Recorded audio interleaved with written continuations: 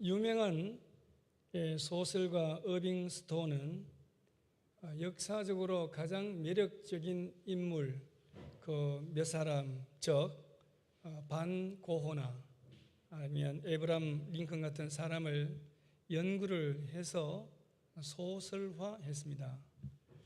그러면서 자신이 소설화한 모든 위대한 인물들에게는 빠질 수 없는 그 한 가지 공통점이 있는데 그것은 인내였다는 것입니다. 한마디로 말하면 인내의 사람들이었다는 것입니다. 여러분, 우리 모두는 어떤 면에서는 인내의 기본기를 갖추고 있는 사람들이라고 할 수 있습니다. 약 3년간의 혹독한 코로나를 견디고 지금 여기서 살아 생존하고 있다는 것, 혹독한 경제적 한파와 폭염과 열대야를 견뎌내고 여기에 있다는 것 자체가 인내의 결과라고 할 수 있을 것입니다. 그러나 저는 오늘 이런 기본적인 인내를 넘어서 하나님 성품에까지 닮아가는 성경의 위대한 신앙의 인물들이 지닌 그 인내까지 우리가 닮아가야 하지 않을까 생각을 합니다. 사도 바울에 의하면 인내는 역경의 시기에 우리의 성품을 따듬기 위한 하나님의 도구라고 합니다. 로마서 5장 2절로 4절 말씀에 보면 바울은 이렇게 말씀하고 있습니다. 또한 그로 말미암아 우리가 믿음으로 서 있는 이 은혜에 들어감을 얻었으며 하나님의 영광을 바라고 즐거워하였느니라. 다만 이뿐 아니라 우리가 환난 중에도 즐거워하나니 이는 환난은 인내를, 인내는 연단을, 연단은 소망을 이루는 줄 알미로다. 역경 속에서 인내할 때 우리는 주 예수 그리스도의 인정을 받게 된다는 것입니다. 오늘 본문에 보면 종말에 일어날 여러 환난들에 관하여 말씀하고 있습니다. 예수님께 환난의 때와 그 징조에 대해서 묻는 무리들에게 주님께서는 때에 관하여는 말씀하지 않으시고 징조에 관해서만 말씀을 하셨습니다. 거짓 그리스도의 출현과 난리에 이어 민족과 민족 간의 대적을 그 징조 중에 하나로 들어 말씀을 하셨습니다. 인간의 죄는 전쟁을 가져오고 전쟁은 인간에게 두려움과 기근을 가져오는 것입니다. 인간 역사의 끝은 인간의 영역에 속한 것이 아니라 하나님의 섭리에 달려 있습니다.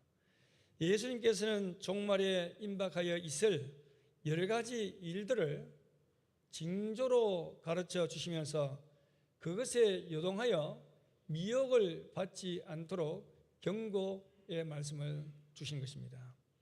미혹을 받은 자는 진리에서 떠나 길을 헤매게 된다는 것입니다. 따라서 종말의 징조로서의 현상과 주님 재림 시의 현상을 성경이 가르쳐 주는 대로 우리가 믿고 치우쳐서 현혹되지 말아야 하는 것입니다.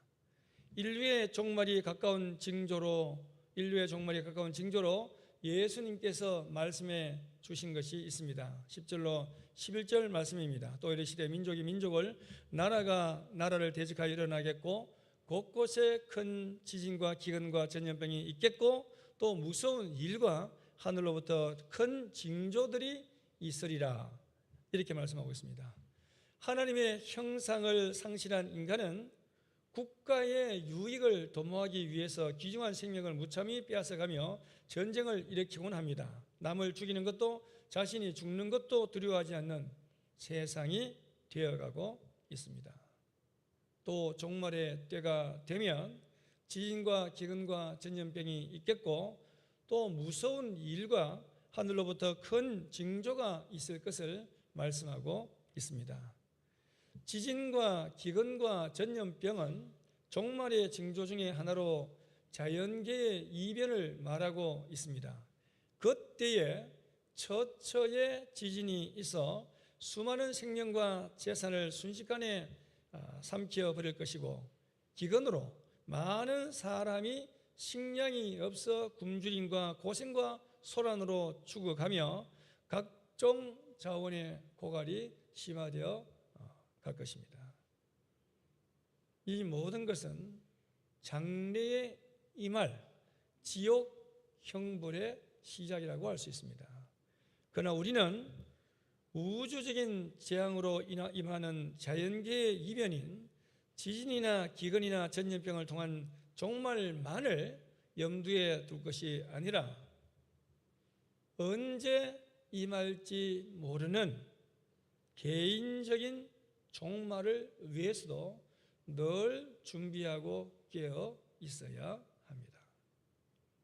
이러한 종말의 환난에 대비하여 성도들은 장차 임할 환난을 능히 피하고 주님 앞에 설 수 있도록 기도하며 깨어 있어야 합니다. 그렇지 않으면 세속의 염려와 근심으로 우리의 마음이 주님으로부터 멀어졌을 때 뜻밖의 멸망의 날이, 뜻밖의 그 날이 올 것이기 때문입니다. 지진과 기근과 전염병은 하나님의 형벌로서 임하는 것입니다. 또한 무서운 일과 하늘로서 큰 징조들이 있을 것임을 주님께서는 말씀을 하셨습니다. 하나님께서는 오래 참으시는 분이시지만 영원히 참으시는 분은 아니다고 하는 말이 있습니다.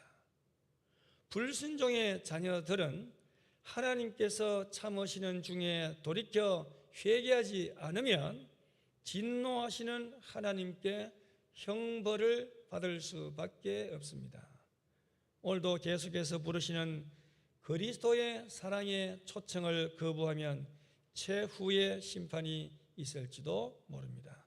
따라서 때가 가까움을 인식하고 성도는 우리 장로님 기도하신 대로 때를 얻든지 못 얻든지 구원의 주님을, 복음의 주님을 전파하기를 힘써야 하는 것입니다. 예수님께서는 종말의 징조로 환난이 있을 것을 말씀하시면서 이에 앞서 그리스도인들에게 박해가 있음을 예고해 주셨습니다. 자연계의 이변이나 우주적인 대재앙보다 먼저 성도에 대한 박해가 있음을 깨닫고 핍박과 고난에도 능히 견딜 수 있도록 담대한 신앙을 소유해야 합니다. 그러므로 성도는 어떻게 종말의 시대를 살아야 합니까?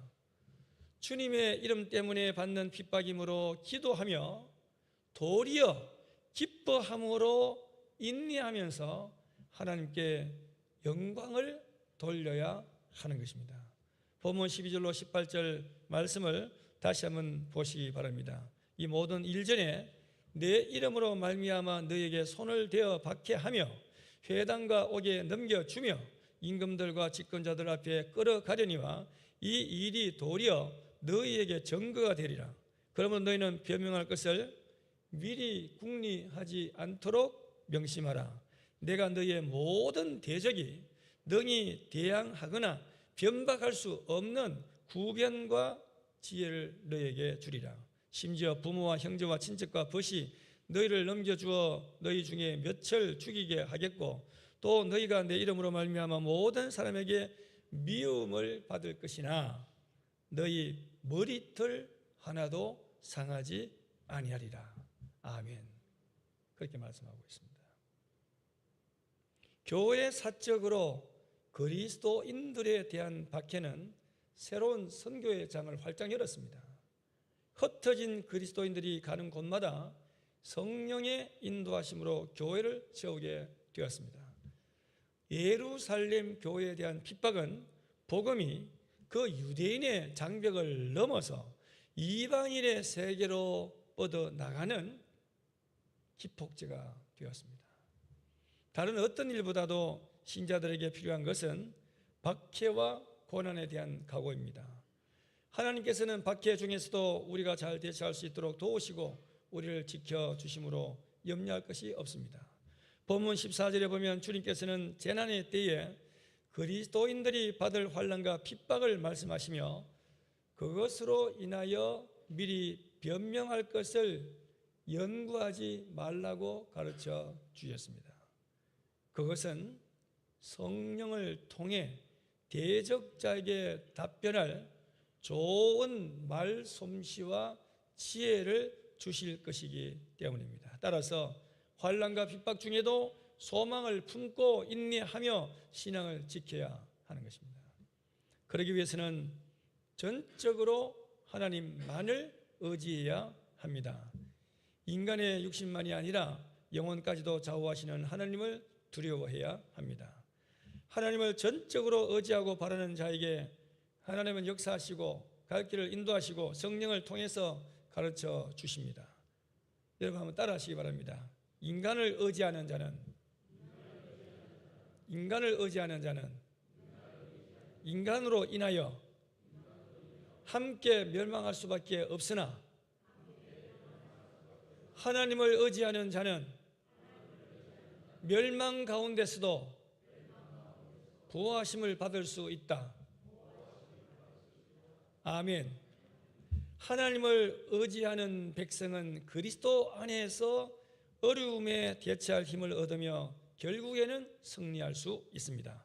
16절로 18절 말씀을 보시면 때론 믿는 자가 혈연으로부터 가족으로부터 정오를 받기도 한다는 것을 보여주는 말씀입니다.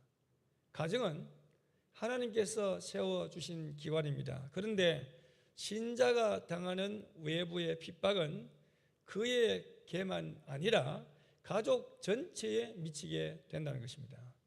신앙심이 없는 부모나 자녀, 부부는 이것을 원망하게 되고 부득이하게 자신이 살기 위해서 부모가 자식을, 자식이 부모를 넘겨주게 되는 것입니다.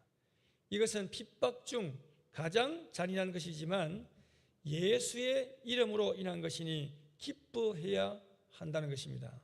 세상은 그리스도인들을 미워하므로 그리스도인들도 세상의 미움을 받는 것입니다. 그리고 주님의 이름 때문에 받는 고난에는 상급이 따르는 것을 기억하고 끝까지 인내하면서 주님의 뜻을 이 땅에서 이루어 나가는 저와 여러분들이 되시기를 바랍니다. 어떠한 환난과 박해 중에서도 하나님께서는 사랑하는 자녀들을 돌보시며 그 영혼을 보호하십니다. 그러므로 우리가 해야 할 것은 무엇입니까? 인내해야 합니다. 저는 오늘 본문 가운데 제 마음에 비수같이 꽂히는 말씀이 본문 마지막 절에 나오는 19절 말씀입니다. 19절 말씀 보시면 너희의 인내로 너희 영혼을 얻으리라, 이 말씀입니다. 머리털 하나도 상하지 않게 하시는 하나님이 지켜 보호해 주심을 믿고 종말의 날들을 인내하며 하나님의 보호로 말미암아 영혼이 살아나야 하는 것입니다. 다시 한번 소설가 어빙 스톤이 인내에 대해서 쓴 글을 소개하고자 합니다. 내가 묘사하는 인물들은 한때 무언가를 실현하려는 비전과 꿈을 갖는다. 그들은 결정타를 맞고 쓰러지며 억울하게 비방을 당한다. 하지만 쓰러질 때마다 다시 일어선다. 그 누구도 이런 사람들을 멸하지 못한다. 결국에는 그들이 계획했던 일을 실현해 내고야 만다. 고 했습니다. 역경 속에서 인내할 때 우리는 주 예수 그리스도의 인정을 받습니다. 예수님은 시련당하는 에베소 교인들을 향해서 내가 내 행위와 수고와 내 인내를 알고 또 악한 자들을 용납하지 아니한 것과 내가 참고 내 이름을 위하여 견디고 게으르지 아니한 것을 아노라고 요한계시록 2장 2절로 3절 말씀에서 말씀하고 있습니다. 여러분, 인생은 단거리 경주가 아니라 마라톤이라고 하지 않습니까? 끝까지 포기하지 않고 달려온 자가 승리하게 되어 있습니다. 여러분, 기브온 계략이라는 말에 대해서 한번 들어보신 적이 있으십니까? 기브온 계략. 그건 그야말로 기브온인들이 계략을 꾸며낸 것을 가지고 기브온 계략이라고 합니다. 기브온인들은 이스라엘이 여리고 성과 아이 성을 점령했다는 소식을 듣고서 다음 차례는 자신들임을 깨닫고 몹시 두려워했습니다. 그래서 기브온인들이 계략을 꾸몄습니다. 그들은 교묘한 속임수로 이스라엘을 속였습니다. 그들은 헤어진 전대와 가죽 부대를 나귀에 실은 후에 다 낡아 기운 신과 그리고 허름한 옷을 입었습니다. 그리고 다 마르고 곰팡이가 핀 그 떡을 준비를 했습니다. 이렇게 아주 먼 지역에서 온 여행자처럼 꾸민 그들은 여호수아에게 찾아가서 우리는 먼 나라에서 왔습니다. 이제 우리와 조약을 맺읍시다 라고 말을 했습니다. 이때 여호수아는 중대한 실책을 범했는데 여호와 하나님께 묻지도 않고 자기 인간의 생각대로 조약을 덜컥 맺어 버린 것입니다. 만약에 이 여호수아가 하나님께 진지하게 물어보고 기도했다면 하나님은 그들의 속임수를 미리 간파하도록 알려주셨을 것입니다. 그러나 여호수아는 그렇게 하지 않았습니다. 이 평화 조약은 여호와 하나님을 기쁘시게 하는 것이 아니었습니다. 기브온 계략에 속는 바람에 이스라엘은 기브온 거민들을 종으로 받아들여야만 했습니다. 시간이 흘렀습니다. 많은 이스라엘인들이 기브온인들과 결혼을 하게 되면서 그들의 이방 풍속을 알게 모르게 이스라엘에 도입이 되었다는 것입니다. 하나님의 계획에 따른 길을 인내로서 끝까지 걸어가지 못한 데 대한 독특한 대가를 이스라엘 사람들이 치른 것입니다. 오늘날에도 사탄은 우리가 하나님의 뜻을 따르지 못하도록 이 계략을 때때로 사용하는 것 같습니다. 우리를 속이는 이 기브온 계략을 잘 이기는 영신가족 여러분들이 되시기를 바랍니다. 예수님께서는 종말의 재난을 만날 때 주의 이름을 인하여 성도가 핍박을 받으나 인내하는 자는 영혼을 얻을 것을 말씀하셨습니다. 또한 끝까지 견디는 자는 구원을 얻을 것이라고 예수님께서 말씀하셨습니다. 말씀을 맺겠습니다. 끝까지 성령 안에서 인내로 우리의 신앙을 보존하면서 사명을 감당하여 하나님께 영광을 돌리는 저와 여러분들이 다 되시기를 주님의 이름으로 축원합니다. 환난의 때에 예수 이름으로 인하여 가까운 사람들로부터 미움과 핍박을 당하나 보호하시는 하나님을 믿고 인내함으로 어려움을 극복하게 하시옵소서. 그리스도는 인내로 우리에게 본이 되신 분이심을 깊이 깨닫고 어떤 환난 중에도 능히 도우시는 하나님을 신뢰함으로 인내하면서 나아가 약속하신 생명의 면류관을 받는 주님의 백성들이 다 되게 하시옵소서. 예수님의 이름으로 기도합니다. 아멘.